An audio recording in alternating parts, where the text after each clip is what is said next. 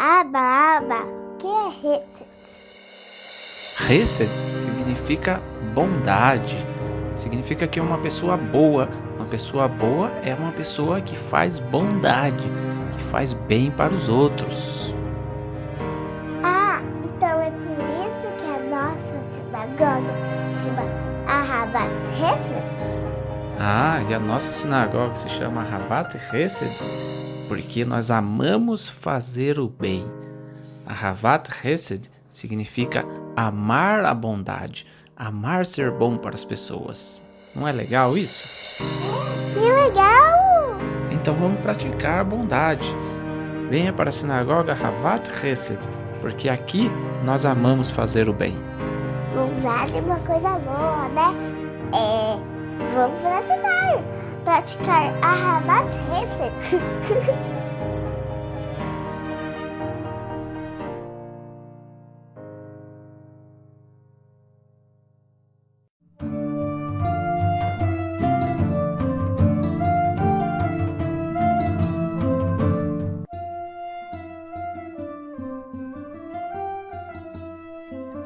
Olá meus amigos, Shalom Aleichem, paz seja convosco. Estamos iniciando mais uma transmissão aqui da Sinagoga Ahavat Hesed. Eu sou o Rosh Moshe e hoje comigo mais uma vez o Rosh Malachi. Shalom. E a gente vai abordar no programa de hoje a continuação da carta do apóstolo Paulo aos Romanos. Romanos capítulo 3 dessa vez. Quero lembrá-los, que nas aulas anteriores, a gente já tem 4 aulas sobre os primeiros 2 capítulos. Nós falamos sobre a historicidade da carta aos Romanos, das cartas de Paulo, que muitos acusam de ser do século III, de não ser válido, de ser adulterado, e a gente tem documentos históricos que comprovam isso, que é autêntico já no século II ali, Malachi, anos 180 mais ou menos. Isso, final do ano 180, nós temos os papiros, 86 páginas de quase todas as cartas paulinas. Então você pode dizer que a partir de 180 foi escrito, não tem como você dizer que foi no ano 300, no ano 400 que foi escrito, você não pode provar isso, tá? Podia ter sido escrito até um pouco antes, mas no ano 180, 185 já tem os históricos. Se você quer saber mais sobre isso, assista lá a primeira aula da carta do apóstolo Paulo aos Romanos, é só clicar aí na playlist das cartas de Paulo, vai ali e assiste a sequência das aulas, tá? Depois a gente falou também sobre os julgamentos, como é que vai ser o julgamento de todas as pessoas. Falamos também sobre os aspectos da fé, sobre a idolatria do povo de Israel, que havia se envolvido, os riscos dessa idolatria. Falamos sobre o julgamento divino, sobre a circuncisão. Tudo isso tema nos 2 primeiros capítulos aí da carta de Paulo aos Romanos. Tá? Hoje a gente vai iniciar o capítulo 3 também, muito relevante, e que começa falando da circuncisão.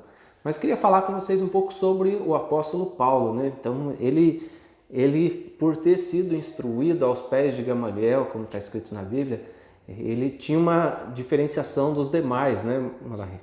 Isso, então Paulo, ele falava, vamos dizer, de uma forma filosófica, ele foi muito estudado, então até diante do imperador ele falou lá que as muitas letras te fazem delirar, e tanto que ele estudava, então todo mundo sabia que ele era muito estudioso, então quando ele ia passar algo, mesmo que ele fosse passar algo simples, ele passava de uma forma aprofundada.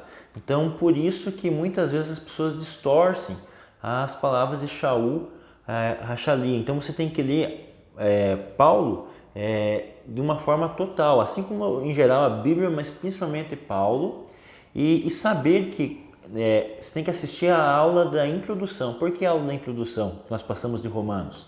Lá nós vamos ensinar, por exemplo, que Paulo escreveu para comunidades diferentes, com problemas diferentes, então você não pode aplicar algumas vezes a mesma coisa que Paulo escreveu aos Romanos e aos Gálatas, ou aos Efésios, porque cada comunidade era uma comunidade, ou já era uma comunidade com mais judeus, uma com mais gentios, outra uma comunidade mais nova, outra uma comunidade de mais tempo. Então cada comunidade é um caso. Então você tem que descobrir o aspecto histórico daquela comunidade, o que acontecia naquele lugar, e para você entender um pouco melhor as palavras de Paulo. Então isso acaba acontecendo essa má interpretação das palavras de Paulo, por causa que o pessoal tenta aplicar uma mesma sentença, o mesmo juízo para quando Paulo escreveu para os romanos e para quando Paulo escreveu para os gálatas. Então, cada congregação é um problema. Às vezes o meu problema pode ser a guarda do Shabat, então o meu líder e a minha discussão com o meu líder vai ser como que eu guardo o Shabat melhor, como que eu faço para cumprir o Shabat. Então a pessoa tem que pegar a conversa inteira. E como a gente provou, por exemplo, em Coríntios, fala que 1 Coríntios é a segunda carta que Paulo já enviou, porque ele já tinha enviado uma carta antes. Então você não sabe qual que foi a carta que eles mandaram, Qual era o teor, né? Qual é o teor. Então muitas vezes a pessoa, mas Paulo falou isso num lugar, falou outra coisa em outro. Não, depende do tema, depende da situação. E assim de uma forma bem abrangente, não é o tema de hoje, mas Gálatas, por exemplo, a comunidade de Gálatas, era uma comunidade recém-convertida. E os judeus que haviam ali dentro queriam fazer a circuncisão do gentil, que chegava à força, queriam circuncidar de qualquer maneira. Então Paulo fala, não façam isso, porque se vocês fizerem isso, estão negando o Mashiach. Por quê? O gentil chega, passa pela circuncisão sem conhecer direito Yeshua e sem conhecer direito a Torá e começa a transgredir. Aí, o que acontece, né? Se a gente vai pela Torá, podia até separar o texto aí da carta de Pedro, né? Quando o próprio apóstolo Pedro fala acerca das palavras de Paulo, que são palavras difíceis, né? Mas o que acontece? Se você pega pela Torá, Moisés leva os filhos de Israel ao Monte Ebal e Gerizim e coloca 6 tribos de um lado, 6 tribos do outro, né? Representando a bênção e a maldição. Então, ali o gentil não está incluído. Ele não está incluso nem nas bênçãos de Israel e nem nas maldições de Israel. A partir do momento em que ele passa pela circuncisão, que mais uma vez mostra, né, Malachi, que a circuncisão é o que liga a pessoa a Israel, né? Sim. Ele passa a incorrer sobre ele a bênção da obediência ou a maldição da desobediência. E por isso mesmo, quando Paulo fala aos Gálatas, imagina você vai num movimento, sei lá, em algum lugar, pela primeira vez, você se emociona lá e eu quero me batizar, eu quero fazer parte disso. Daí depois que você entrou lá, assinou o contrato, vamos dizer assim, daí você começa a ver as regras, você fala, puxa, mas eu não sabia disso, eu não sabia disso. Mas agora você já assinou, agora você já é circuncidado. Então incorre sobre você as maldições. Então Paulo era alguém que estava preocupado com a postura diante da Torá para os gentios, né? E isso é muito relevante, a gente tem que ter muito cuidado com relação a esse aspecto, né? E quando o gentil passa pela circuncisão sem estar preparado, ele pode estar negando Yeshua, porque aquela ideia que a comunidade de Gálatas queria passar é que o gentil tinha que ser circuncidado no início para salvação. E aí estavam deixando Yeshua de lado, então estavam colocando mais importância na circuncisão do que em Yeshua. Eu posso dizer o seguinte, se você depois que está preparado, pronto, não circuncida, você pode estar desobedecendo a Deus e perder a salvação. Mas se você é circuncidado, isso não quer dizer que garanta a salvação, não quer dizer quase, é muito importante, te liga ao povo, mas para a salvação em si não quer dizer que está salvo, porque você tem que cumprir os mandamentos. Aí que está a questão, para você ser salvo, você tem que cumprir os mandamentos e estar vinculado ao Mashiach, porque todos pecamos e todos precisamos da graça de Deus, e a graça foi manifestada através do Mashiach. Então você tem que tomar cuidado para não substituir o Mashiach por nenhum mandamento, e nesse caso eles queriam substituir o Mashiach pela circuncisão. Então esse é o grande problema da comunidade da Galácia. É importante a gente mencionar nisso, né, que o Mashiach não significa que você não está obrigado a cumprir a Torá, tá? A gente já falou sobre isso, mas vamos continuar e voltaremos a falar a respeito disso. Vamos ler então a carta de Pedro, o que Pedro fala acerca das palavras de Shaul HaShaliach, segunda carta de Pedro. Então, 2 Pedro, capítulo 3, verso 15 e verso 16, diz o seguinte, pessoal, preste bem atenção, ó. Tende por salvação a longanimidade do nosso Senhor, como igualmente o nosso amado irmão Paulo vos escreveu, segundo a sabedoria que lhe foi dada. Então, a gente vê Pedro, ele fala para a gente analisar que Paulo escreveu com sabedoria, segundo a sabedoria que lhe foi dada. E falando, amado irmão Paulo.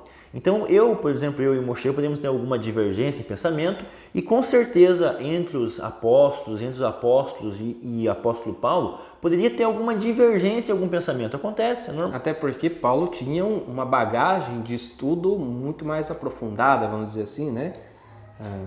Do que os demais apóstolos aí. E daí aqui Pedro chama Paulo de amado irmão Paulo. Então a gente vê que Pedro respeitava Paulo e falou amado irmão Paulo. Verso 16. Ao falar acerca desses assuntos, como de fato costuma fazer em todas as suas epístolas. Então Pedro tinha conhecimento dessas epístolas de Paulo, nas quais há certas coisas difíceis de entender, que os ignorantes e instáveis deturpam. Então veja, Pedro viveu com Yeshua, conhecia Yeshua, e ele fala o quê? Difíceis de entender, que os ignorantes e instáveis deturpam, como também deturpam as demais escrituras para a própria destruição deles. Então Pedro ele é muito enfático aqui dizer que concorda com a sabedoria de Paulo, fala que Paulo era muito sábio, só que por dizer coisas difíceis, assuntos complexos, as pessoas distorciam o que ele falava.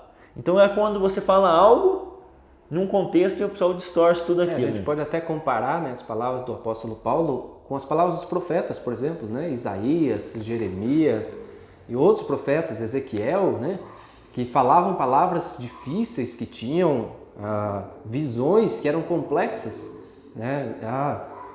Veja as visões dos últimos dias, do que ocorrerá nos últimos dias, e de repente a pessoa já começa a deturpar ali as palavras dos profetas, e acontecia com as palavras do apóstolo Paulo, acontece principalmente com as palavras do apóstolo Paulo, né?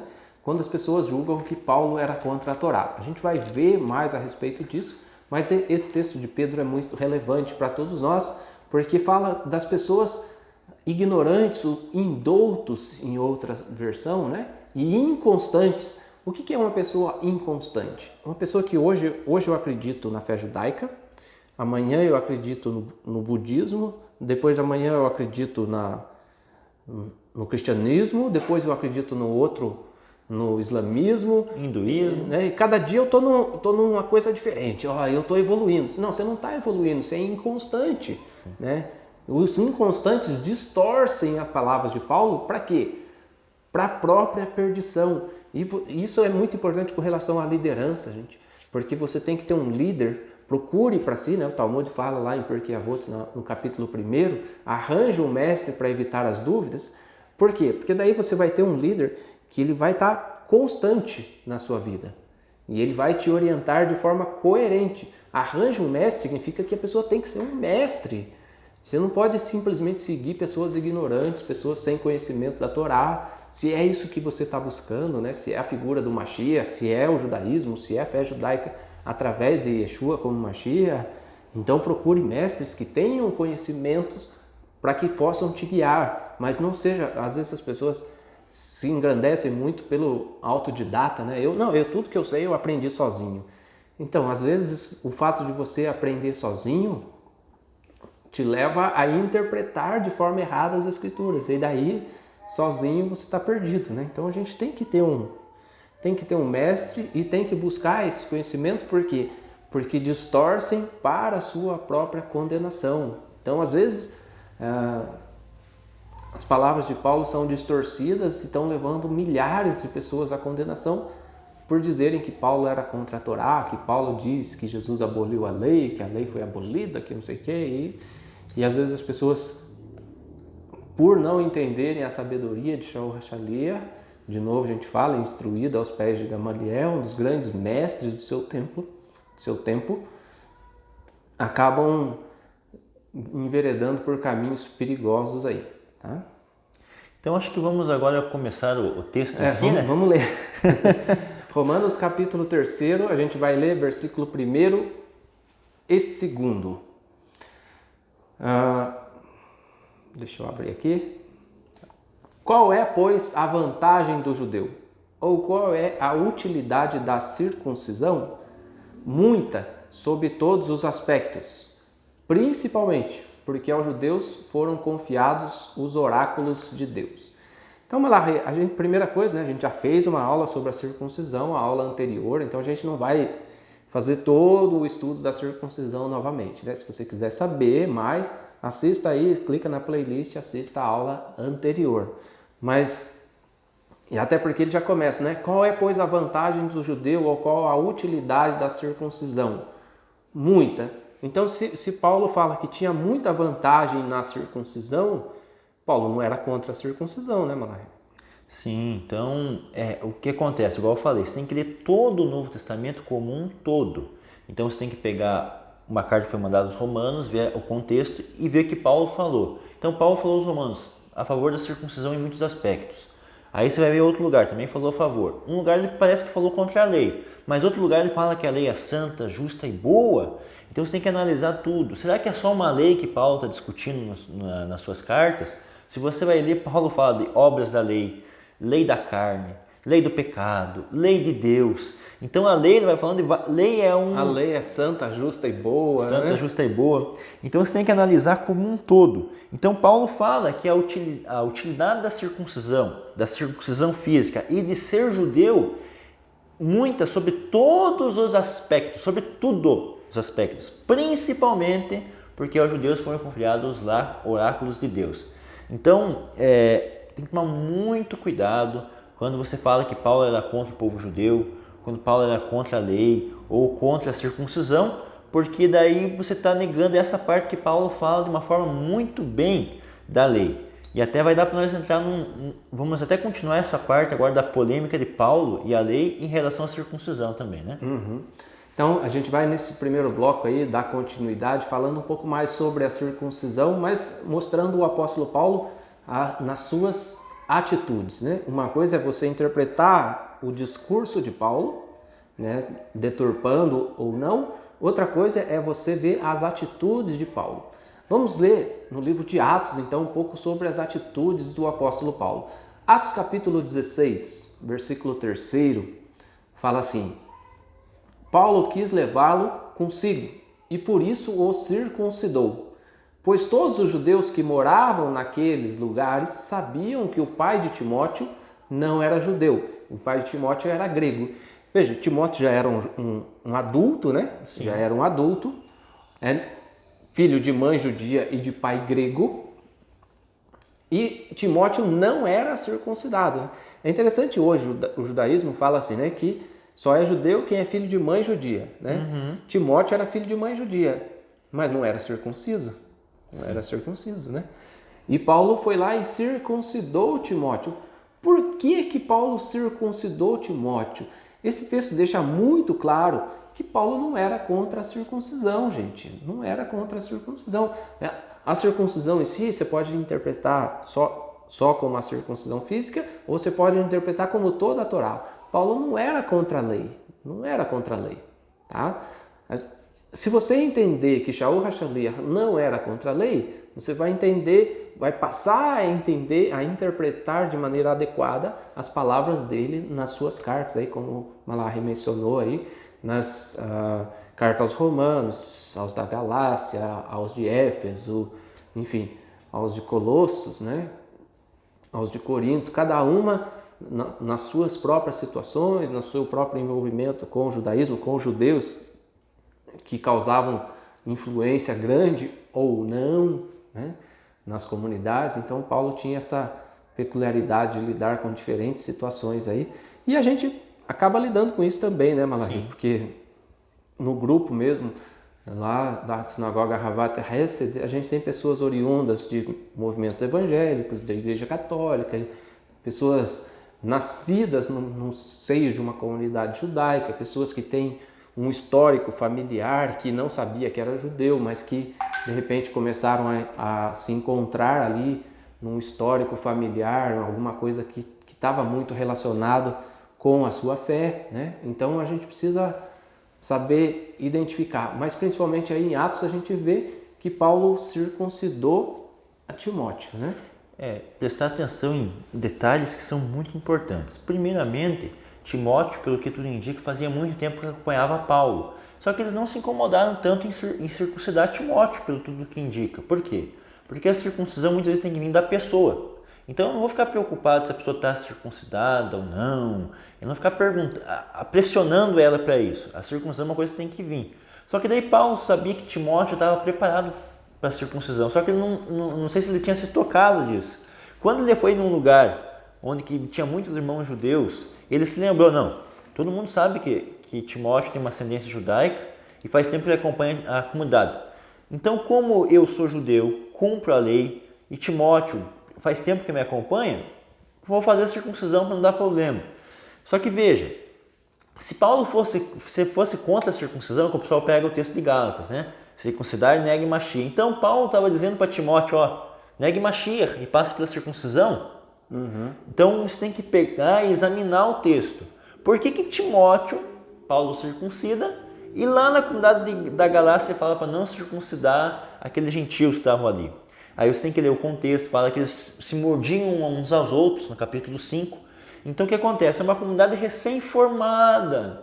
Os judeus que eram daquela comunidade queriam circuncidar o gentio à força, passar por todas as barreiras e circuncidar. Aí Paulo bateu o pé. Opa, vocês estão querendo dizer que para o gentio ser salvo, basta circuncisão? Mashiach vocês estão jogando de lado, mas basta circuncisão. Então é isso que Paulo deu muita ênfase à comunidade da Galácia, que é um caso específico. Mas aqui, Timóteo, ele circuncida. Então não tem como você dizer que Paulo era contra a circuncisão, porque ele faz a circuncisão de Timóteo. Vamos seguir no texto de Atos. Agora eu quero ler com vocês Atos capítulo 21. Veja que interessante aqui, a partir do versículo 17, diz assim: Tendo nós chegado a Jerusalém, os irmãos nos receberam com alegria. No dia seguinte, Paulo foi conosco encontrar-se com Tiago, e todos os aquenim, os presbíteros, se reuniram. E tendo-os saudado, contou minuciosamente o que Deus fizera entre os gentios por seu ministério. Veja que interessante, né? Paulo falando, né? O que Deus fazia aos gentios através do seu ministério, né? A conversão dos gentios. Ouvindo-o, deram eles glória a Deus e disseram: Bem vês, irmão, quantas dezenas de milhares há entre os judeus, mas não eram gentios, né? Há entre os judeus que creram e todos são zelosos da lei. E foram informados a teu respeito que ensinas todos os judeus entre os gentios a apostatarem de Moisés. Veja, nos dias do apóstolo Paulo, ele já tinha sido acusado, né, pelos judeus de incentivar as pessoas, incentivar os judeus e os gentios a apostatarem de Moisés, dizendo-lhes que não devem circuncidar os filhos e nem andar segundo os costumes da lei. Ora, mas se Paulo fala de nem andar segundo os costumes da lei e nem circuncidar os filhos, por que ele teria circuncidado Timóteo então, né? Sim. A acusação, nem sempre, a gente até falou no julgamento, né, nas aulas passadas aí, Malahi, que uma pessoa ser julgada não significa ser condenada. Isso. Né? Então o apóstolo Paulo estava sendo acusado, de novo vou ler o versículo 21, e foram informados a respeito do apóstolo Paulo, de que ensinas todos os judeus entre os gentios a apostatarem da Torá, de Moisés. Será que Paulo ensinava a apostatarem? Não seria incoerente se você lê as cartas, ele falando da lei santa, justa e boa, ele falando dos mandamentos de Deus como bons, ele falando que ele mesmo foi instruído aos pés de Gamaliel, ele falando várias coisas importantes acerca da Torá, dizendo que não devem circuncidar os filhos. Onde está escrito que Paulo recomendou aos judeus não circuncidar os filhos? Nenhum lugar. Essa era uma acusação falsa. A acusação falsa teve sobre Yeshua, a acusação falsa teve sobre Estevão e a acusação falsa também teve sobre o apóstolo Paulo, que não devem circuncidar os filhos e nem andar segundo os costumes da lei. O que se há de fazer, pois certamente saberão da tua chegada. E daí, se você continuar lendo os textos de Atos, você vai ver que Paulo foi até julgado e não foi encontrado nada que o condenasse, né? Vamos um pouquinho mais aí. Até o verso 24, leia ali, Moshe. Então vamos lá, né? Verso 23. Faze, portanto, o que te vamos dizer. Estão entre nós 4 homens que voluntariamente aceitaram o voto. Toma-os, purifica-te com eles e faze a despesa necessária para que raspem a cabeça. E saberão todos que não é verdade o que se diz a teu respeito, e que, pelo contrário, andas também tu mesmo guardando a Torá. Aí interessante o que acontece. Lembrando que aqui Paulo já tinha visitado a comunidade de Galácia. Então imagine, você está lá na comunidade, tem 100 pessoas, 80 são judeus e 20 são gentios. E gentios que recém começaram, ou judeus que recém creram em Yeshua. Aqueles judeus que recém creram em Yeshua, o que eles falam para os gentios? Circuncisos, são impuros, para salvação. Aí Paulo puxa a orelha de toda a congregação. O que uma boa parte deles vai contar para as outras pessoas? Paulo mandou para nós. Então veja como as coisas vão se invertendo, né? Algo que se torna uma mentira e vai sendo contado e o pessoal acredita. Então Paulo ele nunca falou para os judeus não circuncidar. Ele só falou que naquele caso específico não deveriam circuncidar. E aí os irmãos conversam muito bem com Paulo, têm um relacionamento bom com Paulo, dão glória a Deus por ver dezenas de milhares de judeus lá que creem, todos são zelosos da lei. E aí eles começam a conversar com Paulo. Paulo, como o pessoal está dizendo que você não cumpre a lei, faça isso, para provar que se cumpre a lei. O que Paulo fala? Se Paulo fosse contra a lei, o que ele falava? Não vou fazer porque é verdade que diz. É verdade, eu sou contra a lei mesmo. Eu sou contra a lei. Mas o que Paulo fez? Cumpriu. Fez o que eles pediram. Por quê? Para mostrar que ele estava de acordo com a lei. Então você tem que tomar muito... O Novo Testamento, igual eu falei, você tem que ler como um todo. Você não pode pegar um versículo isolado. É interessante, né? Se você ler os versículos anteriores, aí no capítulo 21, no versículo 12, fala assim, né? Rogamos a Paulo que não subisse a Jerusalém. Eu li a partir do 17, fala que eles já tinham chegado em Jerusalém. Daí no versículo 13 de Atos 21, fala assim, né? Então ele, Paulo, respondeu, né? O que fazeis chorando e quebrantando meu coração? Pois estou pronto não só para ser preso, mas até mesmo para morrer em Jerusalém pelo nome do Mashiach, né? Yeshua. Então, Paulo, ele estava consciente que ele era um cumpridor da Torá, ele estava consciente que ele sofreria assim perseguição em Jerusalém e ele estava consciente, acima de tudo, da sua fé no Mashiach. Eu estou disposto a morrer pelo Mashiach, né?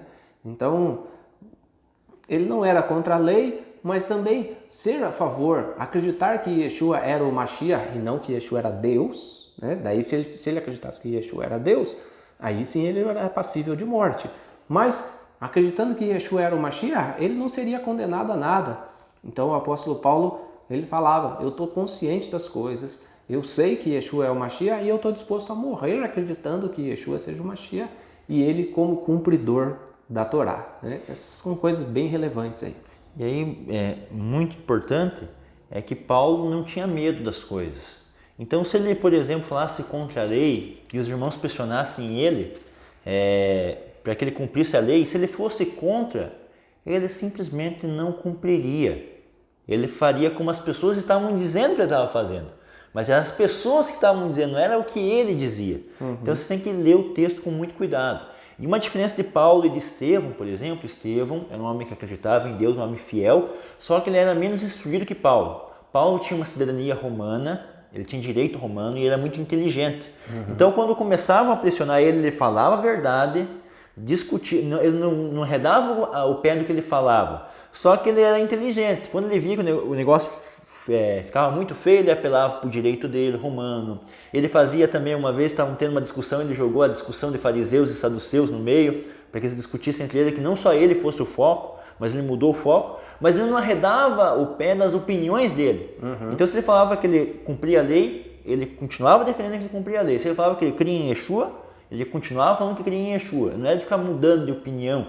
Então é só você ler ali, Atos vai contar muito da vida de Paulo. E é interessante que Atos vai contar Paulo antes dele viajar nas comunidades, vai contar dele viajando nas comunidades, e essas partes que nós estamos lendo agora, já é a parte que ele vai ser mudado ali de Jerusalém para Roma e vai morrer em Roma. Então a partir desse momento ele já visitou as comunidades, aquelas cartas que nós lemos ali, ele já escreveu. Então Atos vai ter ele antes de escrever as cartas, no período que ele escreveu as cartas e depois que ele escreveu as cartas. Bom, a gente está chegando ao final do primeiro bloco, mas antes de encerrar esse primeiro bloco, eu quero continuar lendo aí no mesmo capítulo 21, a partir do versículo 27, fala assim: quando já estavam por findar os 7 dias, os judeus vindos da Ásia, tendo visto Paulo no templo, alvoroçaram todo o povo e gritaram e o agarraram, gritando: Israelitas, socorro! Este é o homem que por toda parte ensina a todos a serem contra o povo, contra a lei e contra este lugar. Ainda mais introduziu até gregos no templo e profanou este recinto sagrado. Ora, será que se Paulo fosse contra este lugar, contra o templo, por que ele estaria lá, né? Tendo visto Paulo no templo, por que ele estaria lá se ele fosse contra o templo? Aí eles começaram a gritar, falando que Paulo era contra a Torá, e introduziu até gregos. Quem era o grego que Paulo teria introduzido? Timóteo, né? Filho de pai grego e mãe judia. Foi circuncidado. Que havia sido circuncidado. Então, não tinha cabimento essa acusação. E eu gosto muito assim, né? Nesse versículo 28 fala, gritando, Israelitas, socorro. Tem gente que grita demais, mas as suas palavras não têm conteúdo. Então, não se sustentam. É bom a gente ter a serenidade para estudar a Torá e aprender a palavra de Deus. E aí sim, a gente poder cumprir. Tá bom? A gente já vai voltar no próximo bloco falando um pouco mais sobre Paulo, sobre o seu julgamento e sobre ele ser contra a Torá, porque isso é importante para você entender a sequência aí de Romanos capítulo 3, tá? Continue conosco, a gente já volta com o estudo de Romanos capítulo 3. Aproveita aí para dar um joinha na transmissão, se você está gostando, aproveita aí para se inscrever no canal e para ativar o sininho da notificação, porque daí você recebe todas as notificações dos próximos vídeos da Sinagoga Ahavat Hesed. Já voltamos.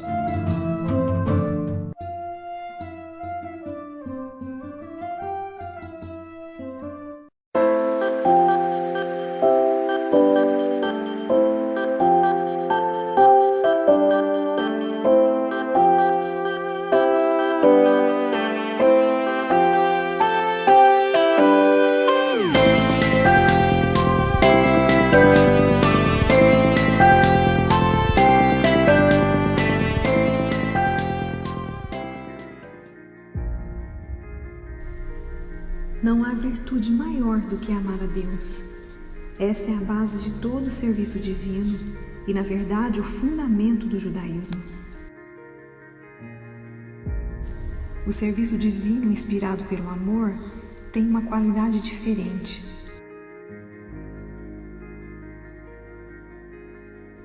É natural que você ame alguém que te queira bem, que te proveja tudo de que necessita. Isso talvez te leve a ponderar: como poderei retribuir a quem me tratou com tanta generosidade? Mesmo que viva 1000 anos, não poderei agradecer o suficiente.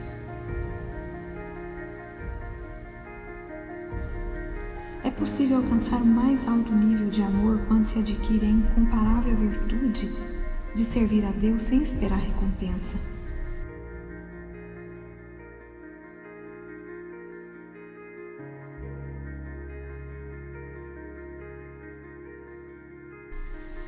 Ame ao Eterno com todo o teu ser. Aprecie a riqueza das bênçãos que recebe dele e reconheça não ser digno de muitas delas. Este pensamento deve envolver teu coração até inflamá-lo de amor por teu Criador.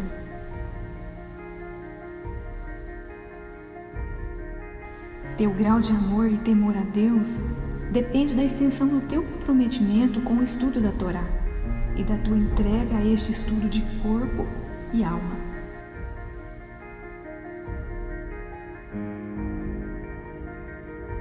Quando você estiver tão feliz em observar a palavra de Deus como se achasse um tesouro, então terás alcançado um nível apropriado de amor pelo teu Criador.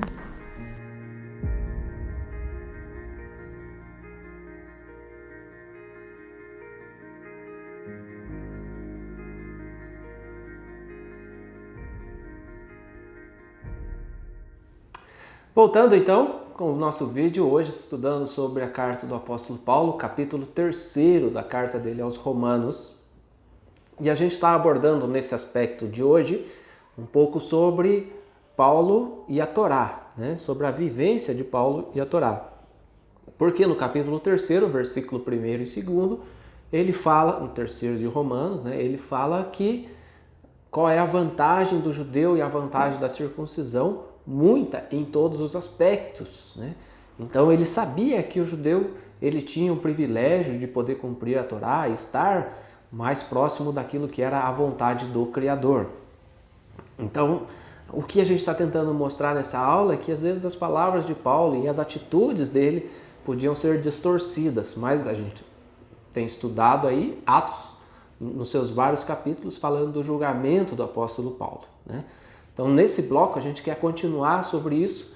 Vamos ler aí Atos capítulo 26, versículo 31 e 32. Por quê? Porque Paulo antes disso, foi levado aos juízes sob a acusação de ser contra a lei, contra a Torá, e de ter introduzido gentios ou gregos no templo. Atos capítulo 21, versículo 28.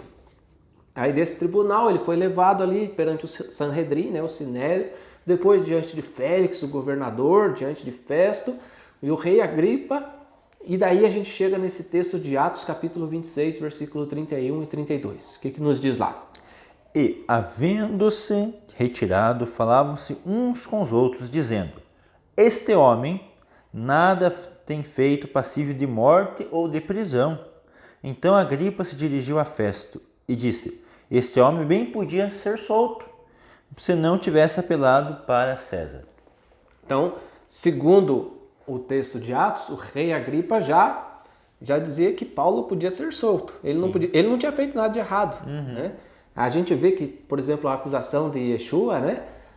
Lavo minhas mãos, porque não tem o que possa acusar esse homem. Está por conta de vocês. E no caso de Shaul HaShaliach, a mesma coisa. Ele foi levado a julgamento, ele teve o direito de se defender, e ao se defender, o rei Agripa já fala: olha, eu não vi nada que possa sequer manter o apóstolo Paulo preso, né? Então, isso é muito relevante para que todos possam entender se ele era ou não contra a Torá. Se ele fosse contra a Torá, né, tinha razão dele ser preso, de estar preso e eventualmente ser acusado até de morte, né? Lembrando que mesmo com toda a sabedoria de Paulo, quando ele foi levado diante do Sinédrio, ele acabou tendo ali uma discussão com o sumo sacerdote, porque o sumo sacerdote não se identificou como sumo sacerdote e começou a dirigir palavras pesadas, mentiras contra Paulo. E Paulo não aguentou e falou parede branqueada e tal, né? Deu um tipo de... retrucou ele, né? Aí fala, não, alguém deu uma bofetada e ele falou: ele é o sumo sacerdote. Opa, desculpe, eu não sabia que ele era o sumo sacerdote, não vai falar mal de uma autoridade do povo. E você vai ver na continuidade, eles não tinham argumentos contra Paulo.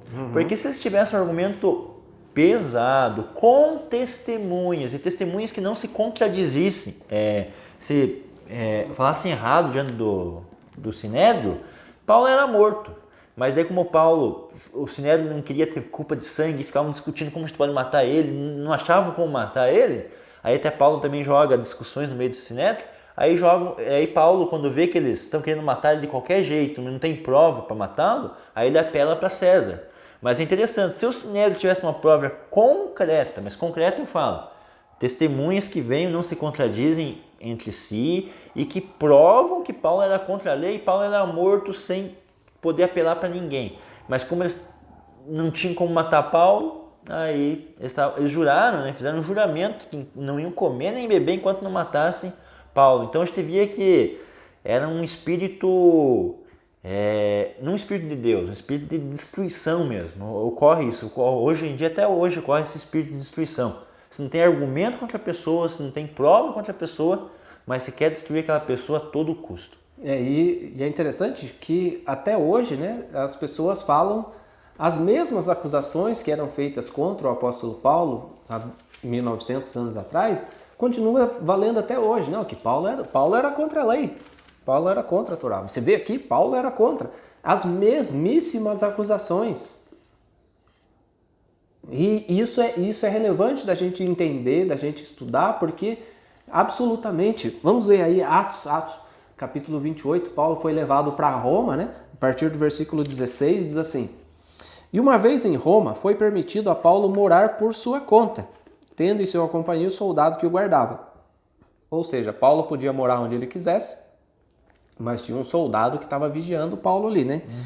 3 dias depois ele convocou os principais dos judeus e quando se reuniram lhes disse: varões e irmãos, nada havendo feito contra o povo, ou contra os costumes paternos, contudo, vim preso desde Jerusalém, entregue nas mãos dos romanos, os quais, havendo-me interrogado, quiseram soltar-me, sobre a preliminar de não haver em mim nenhum crime passível de morte. Diante da oposição dos judeus, senti-me compelido a apelar para César, não tendo eu, porém, nada de que acusar minha nação. E foi por isso que vos chamei, para vos ver e falar, porque é pela esperança de Israel que estou preso com esta cadeia. Ou seja, quando Paulo fala essas coisas, ele estava falando, olha, eu fui acusado injustamente, não foi encontrado e eu tive que apelar para César por causa disso. Porque não foi acusado, não foi encontrado nada que me acusasse, mas ainda assim eu acabei sofrendo. Por isso eu tive que apelar. E ele não estava satisfeito, por isso ele reuniu os judeus de Roma, os anciãos, os judeus de Roma, para poder falar com eles, né? Então eles lhe disseram, nós não recebemos da Judéia, Atos capítulo 28, versículo 21. Eles, os judeus, os anciãos judeus, disseram, nós não recebemos da Judéia nenhuma carta que te dissesse respeito. Também não veio qualquer dos irmãos que nos anunciasse ou dissesse de ti mal algum. Então, isso é importante para que as pessoas possam entender, né?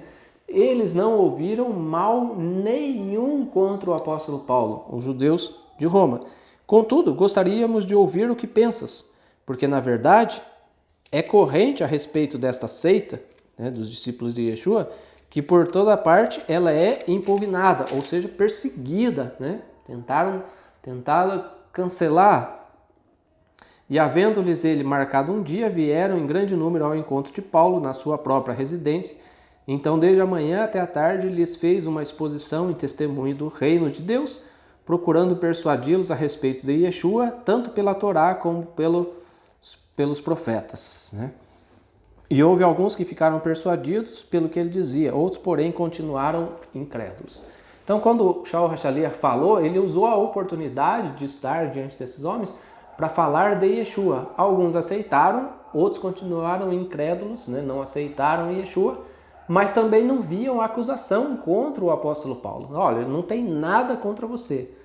Aí quando eles estavam reunidos, eles tiveram a oportunidade de ouvir Paulo falando acerca de Yeshua e ele conseguiu convencer alguns dessa comunidade judaica de Roma, né, a crer no Mashiach. Tá? Então a gente vê que, pegando um geral do que nós lemos aqui em Atos, você vê vários lugares Paulo falando que ele não era contra os ritos paternos. Se ele era contra a circuncisão, como que ele pode falar que não era contra o rito paterno? Então você tem que analisar isso como um todo. E quando ele foi pressionado ali pelos irmãos, que disseram para ele pegar aqueles 4 homens que tinham um voto, ele levou diante do templo, fez eles cumprir os votos, estava no templo orando a Deus, mesmo o sacrifício em si, já não tendo valor porque o Mashiach tinha morrido, mas o templo é o lugar onde a Shekhinah se encontrava, onde que as pessoas se reuniam para orar a Deus, é o lugar também onde que Shelomo falou da presença de Deus. Então Paulo ele tinha uma vida judaica, queria subir para Jerusalém para comemorar as festas, circuncidou a Timóteo. Então você tem que, sempre que eu falo, e eu gosto, nem que fique meio desgastante, mas leia a vida de Paulo como um todo, não só em partes, tá? Então acho que isso torna claro e evidente para todos vós, né, para todos nós e vocês que nos acompanham, que Paulo não era contra a Torá, que não foi encontrado nele algo que provasse que ele era contra a Torá, ele mesmo tendo circuncidado Timóteo, né, ele mesmo tendo circuncidado Timóteo, e agora a gente vai poder de fato entrar no texto aí de Romanos capítulo 3, para poder falar um pouco mais em defesa de Shaul HaShaliach e poder falar um pouco mais da circuncisão e dos judeus, porque isso é fundamental para você que está nos acompanhando, né? Existem algumas interpretações aí das palavras de Paulo que acabam sugerindo que Deus rejeitou os judeus, que não tem mais nada para os judeus, e a gente vai entrar nesse assunto aí com vocês, tá? Até quero reler com vocês novamente o verso 1 e o verso 2 do capítulo 3, primeiramente sobre o culto, né? Qual é, pois, a vantagem do judeu? Qual a utilidade da circuncisão? Muito sobre todos os aspectos, principalmente porque aos judeus foram confiados oráculos de Deus. Então veja, ao nosso povo foi confiados os oráculos, as coisas de Deus pertencem ao povo judeu, pertenciam e pertencem e pertencerão ao nosso povo. Nós vemos até uma promessa no futuro, em Zacarias capítulo 8 fala o quê? Que no futuro, no reino messiânico, as nações irão ao judeu, pegarão no seu site 10 representantes e pegarão e falam, iremos convosco porque sabemos que Deus está com vocês. Então o que ocorre? No milênio fala do povo judeu fazendo esse vínculo de Deus com os gentios ou com as nações. E aí, Romanos capítulo 9, quando a gente fala de culto, né? Romanos capítulo 9, verso 3 ao verso 5. Porque eu mesmo desejaria ser anátema, separado do Machia por amor dos meus irmãos, meus compatriotas segundo a carne. São israelitas, pertence-lhes a adoção. A adoção, então, a conversão. O gentio que quer ser adotado por Deus, fazer parte do povo de Deus, tem que estar vinculado aos israelitas. Pertence-lhe a adoção. Também a glória. Então, bênçãos, glória, vamos supor assim, quem que é o povo de Deus? O povo de Israel. As alianças, plural, então a aliança de Noé, a aliança de Abraão, Isaac e Jacó, com cada um Deus fez uma aliança. A aliança que foi feita através de Moshe no Monte Sinai, essa aliança é muito importante. A aliança de Jeremias 31, eis que farei uma nova aliança com a casa de Israel, com a casa de Judá. Então as alianças, a legislação, então a forma de decidir leis, como tem na Paraxá de Shoftim até. Vou só mencionar, vocês podem conferir, Deuteronômio 17 vai falar quando uma lei é difícil, algo é complicado, você vai aos juízes. Então hoje nós seguimos sempre uma tradição judaica que esteja de acordo com a Torá, mas nós seguimos tradições. Por quê? Porque essas tradições foram embasadas nessa situação. Então tinha algo difícil, algo complicado, e eles iam diante dos juízes, e os juízes estabeleciam algo.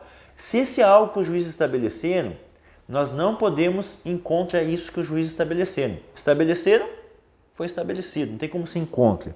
A legislação oculta, a maneira de adorar a Deus, o serviço religioso, Shaharit, Arvit, Minha, tudo isso tem que ser feito de acordo com a tradição. Até aproveitar, né, Malachi? Deixa eu explicar para vocês. Nós estamos hoje aqui mostrando para vocês dentro da sinagoga Havat Chesed. Então aqui a gente tem o Aron HaKodesh, que é esse armário, e aqui dentro a gente vai colocar o Sefer Torah, né? Vai colocar o Parorah, tudo. Por quê? Porque esse é o rito judaico, né? Esse é o culto judaico. Não adianta você querer adaptar. Eu falei disso numa porção, no estudo da porção de Re'e, se você quiser ver a Parashá Re'e, tá? Tá ali o comentário do rito, do culto judaico, e a gente vai falar mais a respeito disso nesse vídeo agora, relembrando algumas coisas e abordando coisas novas, tá bom? E referente ao culto, vamos ver também Deuteronômio, capítulo 12, verso 29 ao verso 31. Quando o Senhor teu Deus eliminar diante de ti as nações, para as quais vai para possuí-la, e a desposares e habitares na sua terra, guarda-te não te enlaces como imitá-las, após terem sido destruídas diante de ti, e que não indagues acerca dos seus deuses, dizendo, assim como serviam essas nações a seus deuses, do mesmo modo também farei eu. Não farás assim ao Senhor teu Deus, porque tudo o que é abominável ao Senhor é o que ele odeia, fizeram eles a seus deuses, pois até seus filhos e suas filhas queimaram a seus deuses. Então você vê que interessante isso aí, né? Porque isso está completamente conectado com Romanos capítulo 3, quando fala muita a vantagem do judeu em todos os aspectos, principalmente porque aos judeus foram confiados os oráculos de Deus. Então o culto é judaico, os oráculos, o conhecimento da palavra de Deus é judaico. E Deus sabia que o povo de Israel, em algum momento futuro, ia querer se assemelhar às nações, né? E o povo judeu não lhes era permitido, e não é permitido a nós da fé judaica termos a assimilação dos cultos pagãos de outros povos, né? Até porque, né, Malachi, se a gente for pegar a comunidade em Roma, a comunidade dos Gálatas, a comunidade de Éfeso, a comunidade de Corinto, né, que já não são cidades de Israel e, portanto, a comunidade judaica bem menor, a tendência de receber uma influência nesses cultos era grande. Sim. Era grande. E Paulo fala, qual é a vantagem? Qual é a vantagem do judeu? A vantagem da circuncisão? Muita, sob todos os aspectos, principalmente porque eles receberam os oráculos de Deus. Ou seja, o povo judeu sabia e sabe como deve ser o rito de culto a Deus, ao Deus de Israel. Então vamos dizer lá, né, que a gente adotasse um rito de culto do hinduísmo, por exemplo. Né? Como é que é o culto hindu? Eu não faço a menor ideia, mas vamos dizer que vamos fazer um culto igual ao Deus hindu, né? Que é bonito, que é legal. Tá? Então, é outro Deus, é outro povo, é outra cultura, é totalmente diferente. E você querer adequar a fé judaica ao rito de culto do qual você veio, do qual tem origem em outro Deus, em outros povos, não faz sentido. Porque se Deus entregou os oráculos, o culto ao povo judeu, é evidente que o rito de culto, vamos dizer assim, correto, né, ao Deus de Israel é o rito judaico. Não Sim. tem. E é interessante que, eu vou dar o exemplo do Egito, né? Quando o povo de Israel saiu do Egito, Deus fala muito para tirar o Egito dentro de nós, para se livrar do Egito, mas a gente sabe que do Egito eles trouxeram ouro. Então eu vou dar um exemplo. Você fazia parte de uma igreja pentecostal. Então as crenças pentecostais, nós entendemos que muitos estão errados, tudo bem? Só que o que nós podemos aprender com eles? Devoção. Então eles estão todo dia, a gente pode aplicar isso ao serviço judaico? Pode. Só que é uma linha muito tênue, muito complicada, muito perigosa, porque com o mesmo ouro que eles construíram o tabernáculo, que foi esse ouro que eles trouxeram do Egito, eles construíram um bezerro de ouro. Então, eu posso me espelhar no exemplo que eles dão. Então, eles estão, como aquela parte do Novo Testamento fala, que os filhos das trevas são mais zelosos que os filhos da luz. Então, às vezes você estava na tua comunidade, que você fazia parte, você tinha a tua devoção, mas aos deuses. Então, essa mesma devoção que você tinha aos deuses, pode usar no rito judaico. Só que não a maneira que você adorava. E isso é muito difícil separar, tem que ter um discernimento muito grande. E principalmente um líder, ele tem que ter muita responsabilidade quando ele vê algo em algum povo, em alguma coisa que é boa, para ele saber tirar só o que é bom, mas isso é um líder, tem que ter muita capacidade e muito cuidado. O próprio apóstolo Paulo fala, né? Examinai tudo e retende o bem. Então a gente pode sim não adaptar o culto. Isso. Mas extrair alguma coisa boa que esse movimento tem, que isso tem, não no tipo de culto, mas como Malachi mencionou, na devoção, as pessoas estarem todos os dias naquele templo religioso deles, né? E o judaísmo, em geral, as sinagogas têm reuniões às segundas e quintas, no Kabbalat Shabbat e no Shabbat, claro, né? Então, mas se você for ver, em geral, as sinagogas têm trabalhos segundas e quintas. Mas bom seria se a gente pudesse ter uma relação, um serviço a Deus devocional na sinagoga todos os dias. Um serviço de estudo da Torá, as transmissões de vídeo, por exemplo, todas as noites, né? E o nosso povo estar conectado todas as noites. Bom seria se a gente pudesse transmitir toda a noite e toda noite você estar conectado conosco, né? Então, alguns povos, eles fazem isso, e isso é bom, mas o culto deles em si não cabe no culto judaico, gente. Você precisa entender isso, nós precisamos entender isso, que o culto judaico, o culto ao Deus de Israel pertence ao povo de Israel.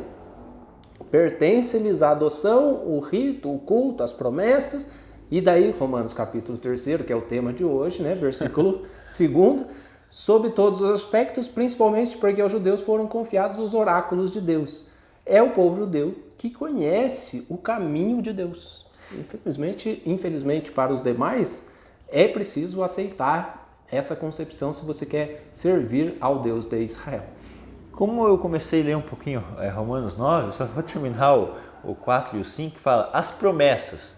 Então, reino milenar, Olam Rabá, Tudo que é promessa envolve o povo judeu. Deles são os patriarcas, Abraão, Isaque e Jacó. E também deles descende o Mashiach, segundo a carne, qual é sobre todos, Deus bendito para todos, sempre. Amém.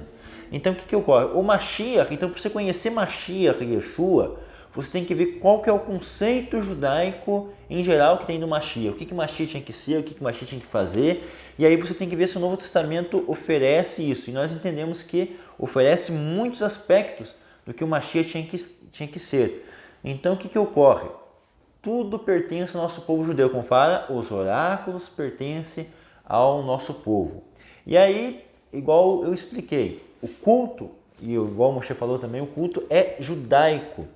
Então, tem que tomar muito cuidado. Paulo, por exemplo, quando ele vai em um lugar que ele vê a pessoa adorando os ídolos, ele não começa agora eu vou fazer um serviço a um ídolo também. Não, ele só fala, bom, bem vês que vocês são muito religiosos, porque vocês oferecem a cada... Então, tinha 70 nações, a pessoa oferecia uma oferta a cada um dos deuses, e oferecia até para um deus desconhecido. Então, Paulo viu o importante é a devoção deles. Agora, Paulo não quis começar a oferecer... Então, viu a diferença dessa linha? Então, o culto é um culto judaico.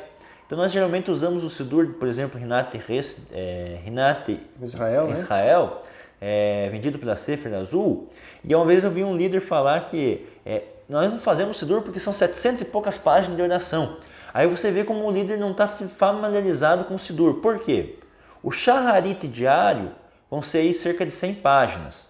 Mas você não faz todas aquelas páginas, porque é um salmo para cada dia. Então, de cada 100 páginas, isso vai fazer 70 páginas, que é o mais comprido, que é o Shaharit. O Arvit e a Minha, o Arvit vai dar umas 20 páginas, e a Minha também vai dar isso. Então, se for fazer tudo que o Sidur fala, você vai fazer 100 páginas, 100 e poucas páginas. Não 700 páginas, porque o final do Sidur Rinat Israel são partes da Parashá. Tem partes ali que é só para festa. Tem partes que é Pirkei Avot. Tem muita, né? Tem parte do Yom Tov, tem parte do Shabat, tem o tratado de Pirkei Avot. Pirkei Avot. Tem explicações. Você não faz explicações. O serviço religioso não é esse. E você acaba criando, Malachi, o próprio bloqueio, né? Ao rito judaico. São muitas coisas, muitas orações, muitas páginas para decorar. E ao invés de você se dedicar a aprender o rito judaico, você se dedica criticando o rito judaico. Pertence-lhes o culto. O culto é judaico, não adianta, não tem por onde escapar, não tem para onde fugir. Até dentro do que o Malachi mencionou, né? Deles são os patriarcas e dele é o Mashiach, a promessa do Mashiach. E o Mashiach, Yeshua judeu, a salvação vem dos judeus, está lá em João, né? O que é o Mashiach?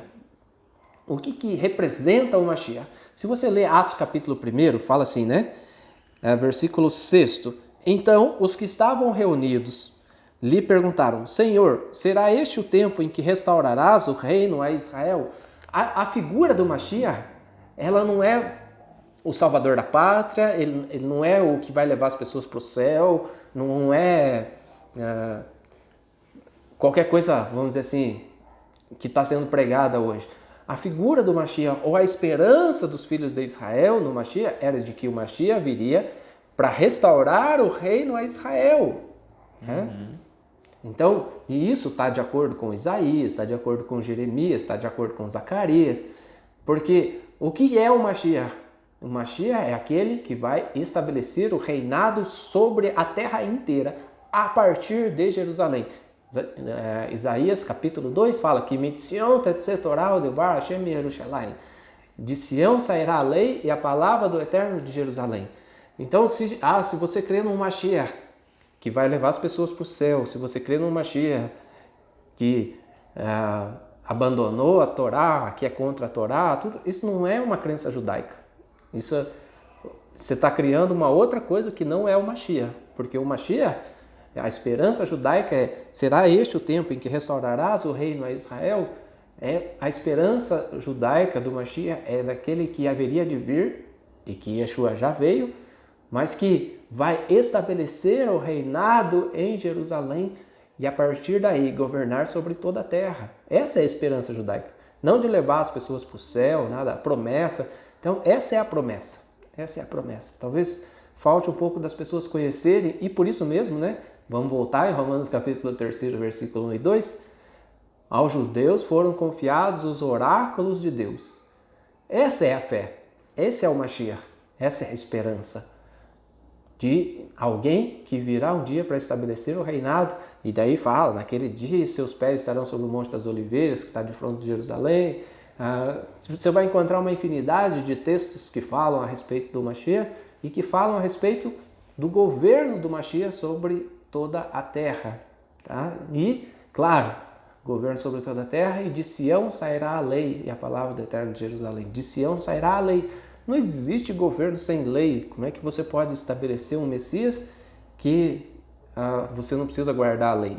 Como é que ele vai governar sobre a terra se ele diz para você, meu filho, você se converteu, agora você não precisa cumprir nada? Aí ele vai governar como, se não precisa cumprir nada? Né? Não existe governo sem lei. Sem lei, fica totalmente sem rumo, né?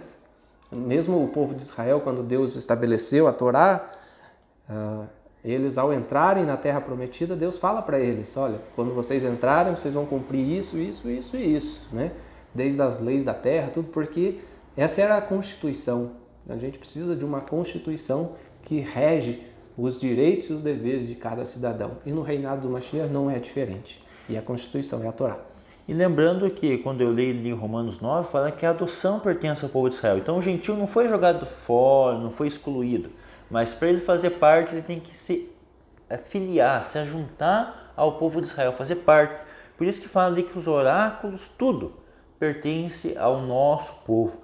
Então quando eu estava falando, por exemplo, até do Sidur, das 700 páginas, aí, se você for ser o judeu mais religioso, o mais ortodoxo, podemos assim dizer, você no máximo vai fazer umas 150 páginas do Sidur por dia, não 700, tá? E ali no Sidur tem bênção de casamento, bênção de circuncisão. Então, o Sidur, ele é ordem para vários ritos judaicos. Não é por dia que você vai fazer 700 páginas. Então, você tem que ver muito bem quando uma pessoa não é familiarizada com o texto judaico. Então, nós temos que estudar, temos que nos aprofundar. O Novo Testamento também, você tem que se aprofundar muito, porque a gente entende que é um livro judaico escrito por judeus. O Tanar, tem líder que fala, ó, Malachi, você está estudando muito livro judaico. Mas aí Mas é claro, você é judeu. Aí você questiona o líder quando você vê ele não está estudando nem a Torá. Então, você estuda a Torá bastante. A Torá você tem que estudar semanalmente. É a tua obrigação perante Deus estudar a Torá. E aí você lê um livro, você pode ler quantos livros você quiser. Se você estiver lendo a Torá constantemente, você vai ver, não, esse livro judaico aqui está certo, está correto. Não, isso aqui está errado. Por quê? Porque você está constantemente lendo a Torá. Então hoje, muitas vezes, é acusado de judaizar ou está muito a favor do povo de Israel e tal, e sendo que muitas vezes defende mais a Torá do que muitas vezes os livros judaicos em si. Uhum. E essa questão da adoção de filhos, eu já vi muitas vezes as pessoas falando, né, no meio evangélico, eu adotei Israel como meu povo. Não é você que adota, é Israel quem adota. Sim. Pertence-lhes a adoção, é Israel quem adota você. E como o Deus de Israel e o povo de Israel vão adotar você? Quando você passar a cumprir a Torá. Né? Quando você passar a cumprir a Torá, você adota a Torá como regra de vida. Aí sim o povo de Israel adota você como parte do povo, como filho. E qual é a vantagem do judeu? Né? Qual a utilidade? Qual é a vantagem do judeu? A vantagem é que o judeu já conhece a Torá. Né? Então vamos imaginar o judeu que não cumpre Torá e o goi que não cumpre Torá. Qual conhece a Torá? O judeu. Né? O judeu sabe que ele tem a circuncisão, mesmo que ele não cumpra a Torá, todo dia ele vai lá, ele vai ver que ele tem um sinal, uma cicatriz, ele tem a circuncisão. Opa, eu sou judeu. Em algum momento da vida ele vai se dar conta de que ele é judeu. Em algum momento da vida ele vai se dar conta de que ele é judeu e ele vai poder retornar. O que é mais fácil? Você voltar para uma cidade que você já conhece. Então, Malachi vai para Prudentópolis. Daqui a Prudentópolis, 200 quilômetros. Ele vai para lá. Ele já conhece a estrada, ele conhece o caminho, ele sabe o pedágio, ele sabe quanto que vai custar, tudo. E uma pessoa que não conhece nada, né? Qual que é mais fácil chegar em Prudentópolis? Alguém que já conhece ou alguém que não conhece? Claro que ele já conhece a estrada, ele sabe as curvas, ele sabe onde é perigoso, ele sabe onde tem o radar, né? Ele sabe onde tem o posto policial, ele sabe tudo. Uma pessoa que não sabe nada, ele é meio perigoso até de viajar. Sim. Né? Mas, então, é muita vantagem sobre todos os aspectos por causa disso, porque aos judeus, ele já conhece a Torá, ele já é circuncidado, ele já cumpre uma parte da Torá. Então falta para ele o quê? Entregar-se aos mandamentos, aproximar-se de Deus. Então isso é o que faltava, mas ele já conhece. Agora, um gentio que não conhece nada, ele vai ter que aprender desde o princípio. Até o Mashiach não sabe, né? Não conhece o Deus de Israel. Então, sobre todos os seus aspectos nessa questão. O judeu, ele já é conhecedor dos oráculos de Deus. Ele já sabe o rito de culto, ele já sabe as práticas e ele já tem a circuncisão. O gentil não tem nada disso. Não significa que o gentil não tem acesso, né, Malachi? Mas que ele vai ter que se esforçar mais, né, para chegar lá nesse conhecimento. E aí interessante, você que é gentil, ama o povo de Israel e quer cumprir a vontade de Deus, o gentil, quando ele escolhe algo que ele não lhe pertencia ou ele não fazia parte, também tem mais mérito. Então a bênção de Deus é muito grande sobre o gentil, que está lá em Isaías 56, que vai falar que o gentil que abraça minha aliança tem um galardão muito grande, porque é muito difícil. Mas então, o caminho é difícil, mas se você ama o povo de Israel, gosta de cumprir a vontade de Deus, esse é o caminho e você terá uma grande recompensa se segui-lo. Mas claro, você terá muito mais trabalho do que um judeu de berço. E vai ter que abrir mão das suas crenças anteriores, né? Porque se você não abre mão das suas crenças anteriores, dos seus vínculos anteriores com religiões pagãs ou com crenças pagãs, fica muito difícil de você assimilar a fé judaica. Um copo cheio, quando você vai colocar um pouco mais de água, por exemplo, a água vai transbordar e não vai entrar, ocupar aquele espaço. Mas um copo vazio, quando você coloca a água a partir de cima e derrama a água sobre ele, ela vai encher todo o copo.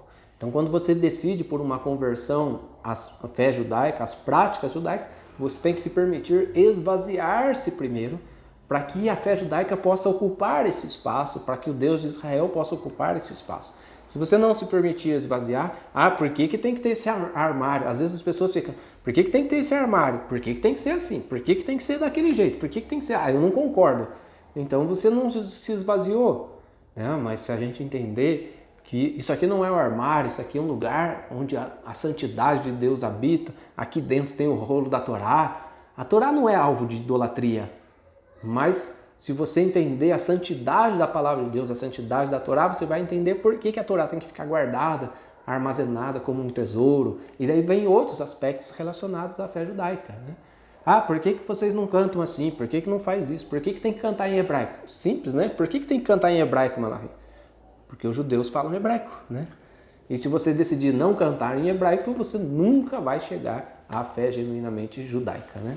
Bom, nós estamos terminando esse bloco e a gente volta na sequência para falar um pouco mais aí de Romanos capítulo 3. Agora a gente vai tentar pular para o versículo 3 e 4, tá bom? Já voltamos.